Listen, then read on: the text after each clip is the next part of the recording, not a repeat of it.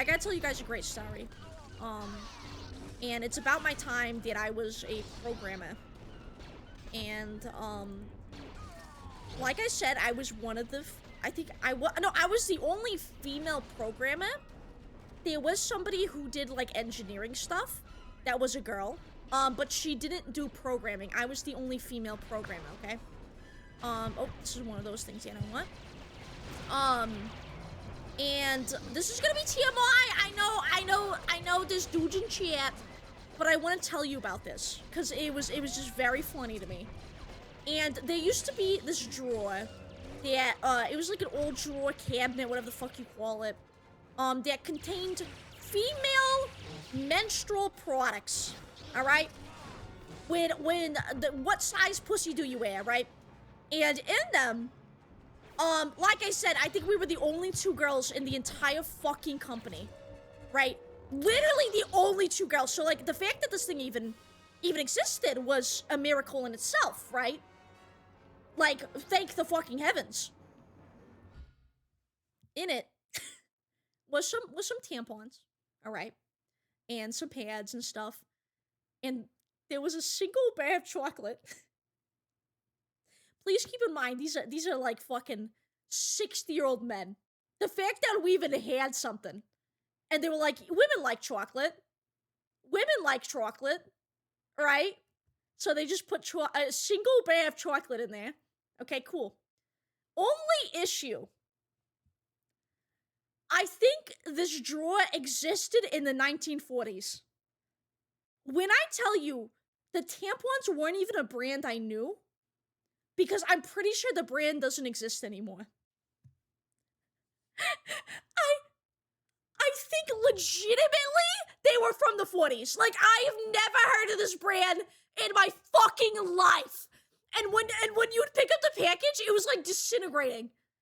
So, not the asbestos fucking pants. Okay, so I grabbed the tampon box and I was like, you know what? I'm not gonna make these dudes buy shit, right? But if there's other girls who come into the company, I want to make sure that, you know, they're comfortable, right? So I was like, I was going to ask them if I can buy things because I don't, you know, whatever. I'm not a user of certain products, but whatever, right? I'll just buy them so the women feel comfortable, right? And there was another girl who did engineering there. So yeah. And also, I didn't want girls to use the shit and then get fucking asbestos or some shit, right? I walk up to the guy, and the guy who runs everything is like fucking, I don't even know. He's an old guy. He's an old guy. He's like 6'4". He doesn't give a shit about, the motherfucker is covered in oil at all times. He welds things. He's just like, he's exactly what you would expect who runs an engineering company. Okay? He was oiled up, yes. And I walk up to him, and by the way, mind you, I am just holding the box. I am not holding one out. None of them are even open. It's literally like, okay, imagine a Magic the Gathering card thing.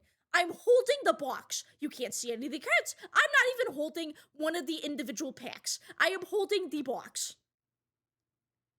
I walk up to him with the box, and he looks the other way and goes, oh, don't even, I don't even want to see it. And I'm like, what? I was like, hey, and then he's like, I don't even want to see it. I don't even want to see it. And I'm like, what the fuck? I'm like, I'm just holding the box. Right? Right? And it's not like I'm holding like something bloody and gross, right? I'm legitimately holding a cardboard box.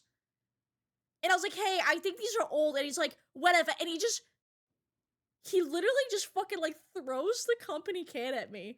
And he goes, you could just go buy whatever. I don't want to know.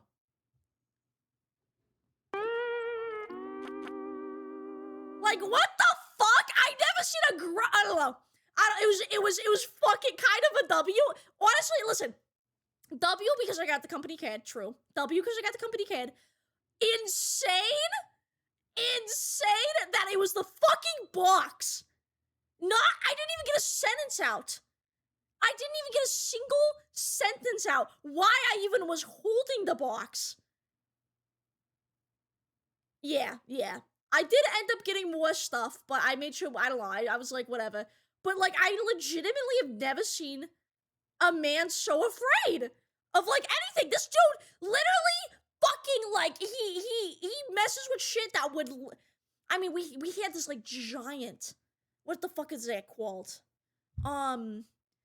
Those machines that fucking spin, and they have, like, a big, like, they have a blade, and they, like, they spin in a circle. What the fuck are those called? I can't think of the name. A lathe, yes. We had this big-ass lathe that would, like, we couldn't wear, like, certain shirts around because it would spin you like some fucking, like, live leak shit, right? And he was scared of fucking tampons. He would be, like, doing anything else. It was a lathe. It was a lathe. But it was a really it was, like, an industrial one. So it was, like, huge.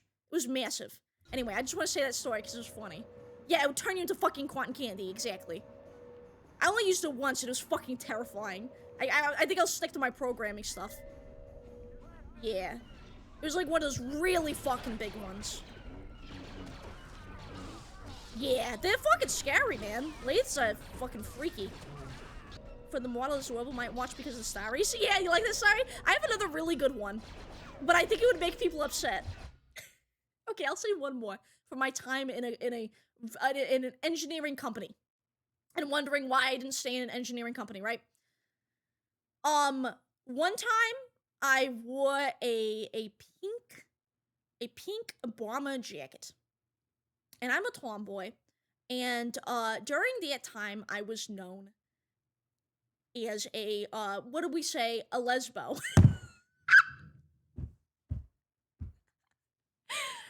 All the dudes knew I was into women there, okay? And they would call me the lesbian, okay? Same bro, same guy that runs everything, walks up to me and is like, Jax, why are you wearing pink? And I'm like, because I think it's a cool bomber jacket. Right? And again, I'm not like the biggest A&D of pink. And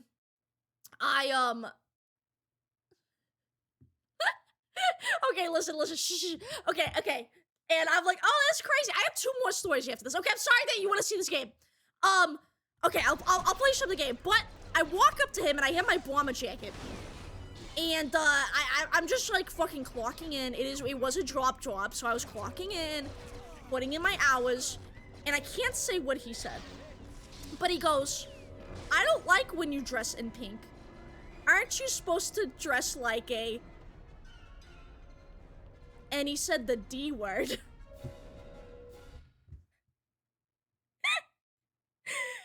He said the D lesbian slur. And I go, oh! Oh! Okay! I wish I was joking. I wish I was making this shit up. I wish I was joking. I was not.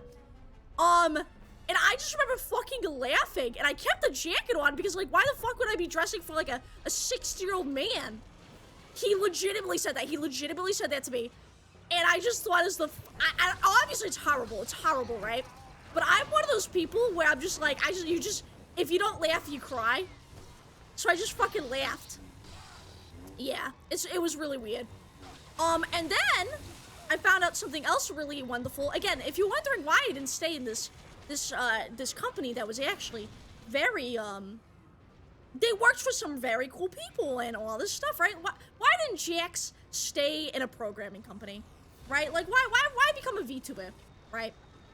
And, there was another time that I learned, that there was this guy who was, he was one of the, not a mentor, but he was in charge of my, like, section. Right? He like oversaw things like a manager. But I forgot what his actual fucking title was. It was some bullshit. And he was okay, right? He was exactly what you would think. He looked like your average WoW player, right? And I'm like, well, that tracks, because I'm a programmer, right? And I also played WoW, right? And I remember, like, he was always kind of very mean to me. He was kind of an asshole to me, like, a lot of the time. But I just kind of dealt with it because I did like what I did. I enjoyed the work that I did. What the fuck? How do I... Oh, it's a laser that I move. Whee! Oh, I killed all those people. Okay. And he was very rude, specifically to me.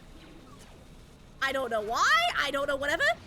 And I learned that this dude who was in engineering, that everyone liked, he was like your engineering bro, very frat bro-ish. And he did a lot of the work on it. I remember when I was new to this company, and no one knew that I was a fruitcake. All right, no one knew I was a fruitcake. Everyone just thought, you know, they assumed I was a fruitcake, right? And I learned one day, almost, I think it was one of my last days, when I was officially talking about, I think, women or something, and I said something like, oh yeah, well, I like women, right? And then, the dude bro that works the frat bro, not the manager guy, the frat bro goes, I fucking knew it, and then handed one of the guys money. They made a bet that I was a fruitcake. And he won the bet.